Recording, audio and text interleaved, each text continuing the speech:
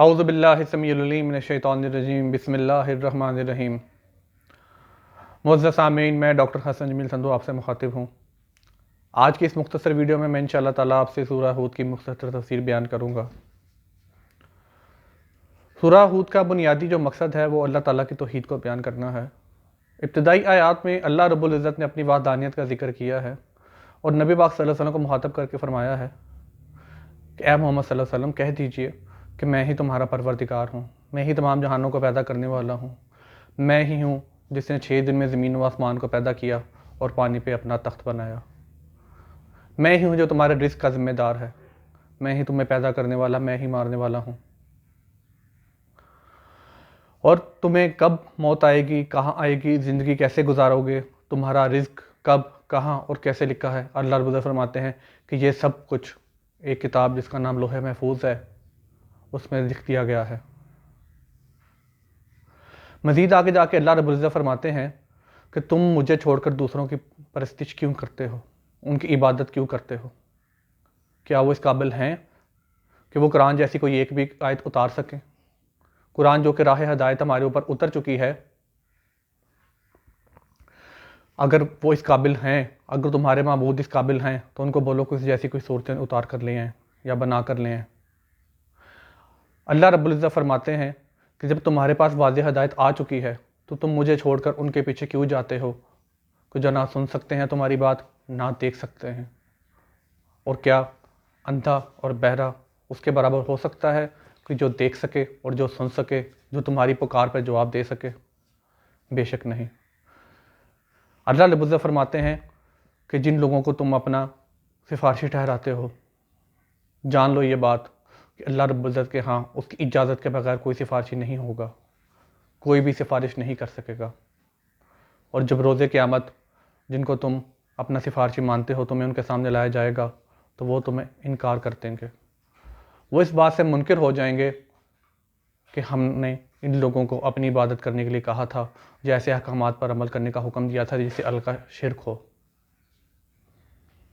اور جو لوگ واضح ہدایت آ جانے کے باوجود شرک کریں گے، اللہ رب العزت فرماتے ہیں ان کے لیے دگنا عذاب ہے۔ اگلی آیات میں اللہ رب العزت نے حضرت نوح کا واقعہ بیان فرمایا ہے کہ وہ 950 سال تک اپنی قوم کو اللہ کی طرف بلاتے رہے، لیکن ان کی قوم ان کو جھٹلاتی رہی۔ ان کی قوم کے سرداروں کا کہنا تھا کہ تم تو ہمارے جیسے ہی ایک چلتے پھرتے گوشت پوش کے انسان ہو، اگر اللہ نے ہمیں کوئی پیغام دینا ہوتا، کوئی ہدایت نازل کرنی ہوتی تو وہ کیوں نہ کسی فرشتہ کو اتارتا۔ پھر ایک وقت آیا کہ ان کی سرکشی کا جواب دینے کے لیے جب وہ لوگ اللہ کہتے تھے کہ ہاں وہ عذاب کہاں ہے جو تم جس کا ذکر کرتے ہو، تو اللہ رب العزت نے وقت بتا دیا حضرت نوح کو اور ان کو حکم دیا کہ ایک کشتی بنا لو اور اسے اپنے گھر والوں کو جو اللہ پر ایمان لے آئے ہیں اور تمام جانداروں کے ایک ایک جوڑے کو سوار کر لو۔ پھر وقت مقررہ آ گیا اور ہر طرف پانی پانی ہو گیا، آسمان سے بھی پانی نازل ہوا، زمین سے بھی بے شمار پانی نکل آیا۔ حضرت نوح نے کشتی میں سب لوگوں کو سوار کر کر نکل گئے اور ان کا بیٹا پانی کی دوسری سائڈ پر کھڑا تھا، انہوں نے اسے بلایا لیکن اس نے انکار کر دیا اور ڈوب گیا۔ تب انہوں نے اپنے بیٹے کے لیے اللہ تعالیٰ سے دعا مانگی تو اللہ تعالیٰ نے ان کو فرمایا کہ وہ نافرمان تھا، وہ منکرین میں سے تھا، آپ اس کے لیے دعا مت مانگیں، کہیں آپ جاہلوں میں سے نہ ہو جائیں۔ اور اللہ تعالیٰ نے پھر ان کی کشتی کو جودی پہاڑ پر ٹھہرا دیا۔ حضرت نوح نے اللہ تعالیٰ سے معافی مانگی اور اللہ تعالیٰ نے ان کو معاف کر دیا۔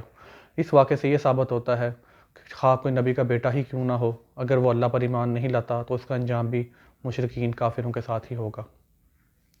اگلی آیات میں اللہ رب العزت نے قوم عاد کا واقعہ بیان فرمایا ہے، ان پر حضرت ہود کو بھیجا گیا۔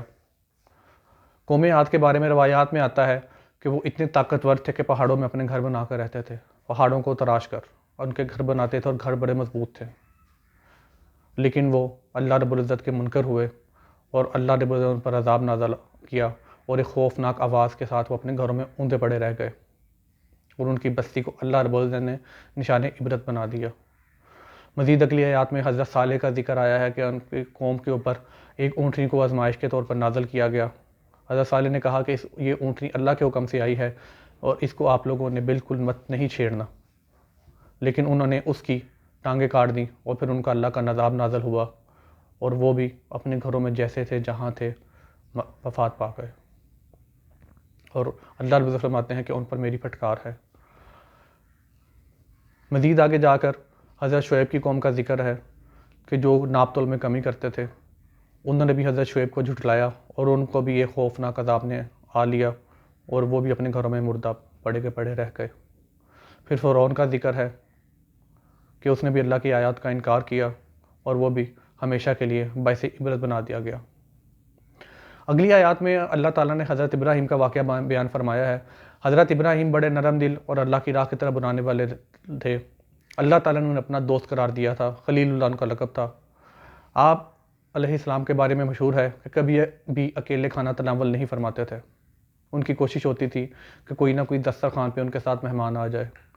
اسی طرح ایک دن کوئی مہمان نہیں تھا تو اللہ رب العزت کے 2 فرشتے ان کے پاس آئے۔ آپ نے انہیں مہمان خیال کیا اور ان کے لیے ایک تازہ بچڑا ذبح کر بھون کر لے آئے، لیکن انہوں نے کھانے کو ہاتھ نہیں لگایا تو آپ ان سے ناراض ہوئے۔ تب ان تک یہ بات پہنچی فرشتوں کی طرف سے کہ ہم اللہ کی طرف سے بھیجے گئے ہیں اور ہم آپ کو حضرت اسحاق اور حضرت یعقوب کی خوشخبری دیتے ہیں کہ اللہ تعالیٰ آپ کے ہاں 2 نبی نازل پیدا کرے گا۔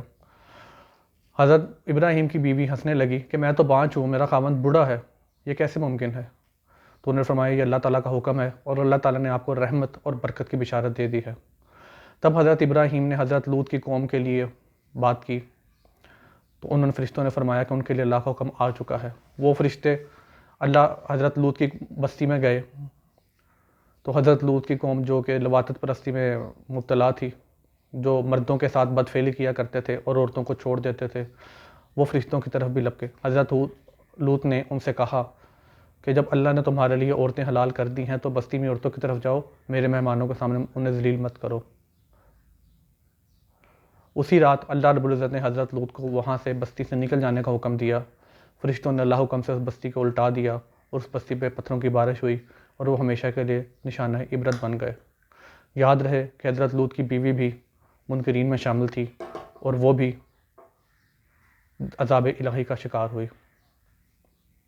ان تمام واقعات سے یہ پتہ چلتا ہے کہ انبیاء نے اپنی پوری سی کوشش کی، لیکن جب لوگ سرکشی میں انتہا پہ اتر آئے تو اللہ رب العزت نے ان پہ عذاب نازل کیا، اور انبیاء کے گھر والے بھی اگر ان کے ساتھ نہیں دیتے تھے، ان کے دین الہی تھے، تو ان پہ بھی اللہ کا عذاب نازل ہوا۔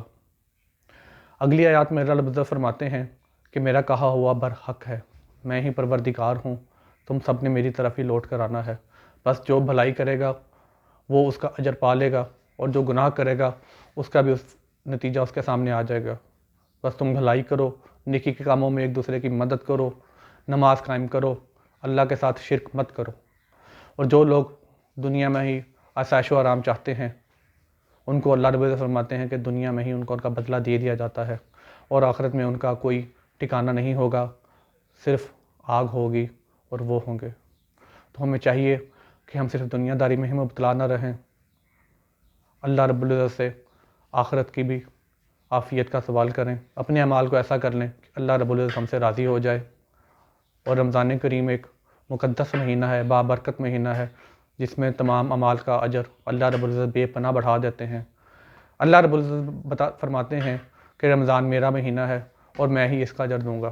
تو آئیے ساتھیو، کوشش کریے کہ اس ماہ مقدس کے جو کچھ دن رہ گئے ہیں، اللہ رب العزت کو راضی کر لیں، اس کے احکامات پر عمل کرنے کی پوری سی کوشش کریں، اور ہمارے نبی نے جو ہمیں راستہ بتایا ہے اس کو اپنا لیں۔ اللہ ہم سب کا حامی و ناصر ہو۔ السلام علیکم ورحمۃ اللہ وبرکاتہ۔